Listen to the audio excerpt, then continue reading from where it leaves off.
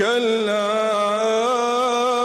إذا بلغت التراقي وقيل من راق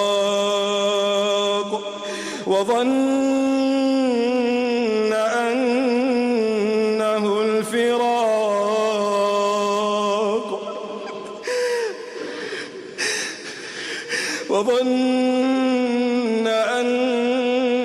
الفراق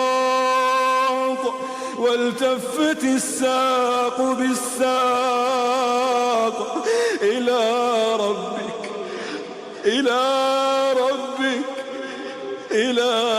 ربك يومئذ المساق فلا صدق ولا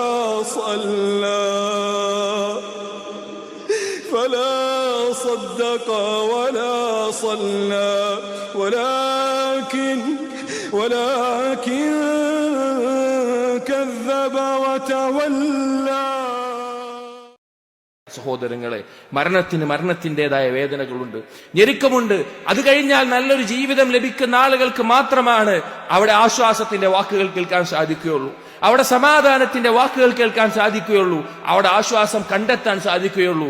എന്നാൽ സഹോദരങ്ങളെ, പരലോകത്തെ മറന്ന് അള്ളാഹുവിനെ കളവാക്കി അള്ളാഹുവിന്റെ കൽപ്പനകളെ നിഷേധിച്ച് അള്ളാഹുവിന്റെ നിഷിദ്ധങ്ങളെ ജീവിതത്തിൽ കൊണ്ടുനടന്ന ആളുകൾ, അവരുടെ മരണസമയത്തെ അവസ്ഥ അല്ലാഹു സുബ്ഹാനഹു വ തആല പറഞ്ഞു വന്നു. അല്ലാഹു തആല പറയാണ്, കല്ലാ ഇദാ ബലഗത്തിത് തറാഖ് വഖീല മൻ റാഖ്.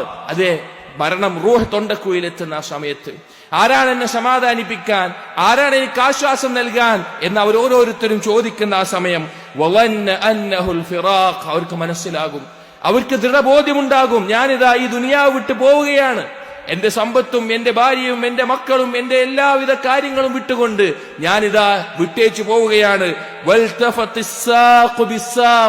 കണങ്കാലുകളും റൂഹ് പിരിയുന്ന സമയത്ത് അവന്റെ കാലുകൾ കൂട്ടിപ്പിടയുന്ന അവസ്ഥയുണ്ടാകും.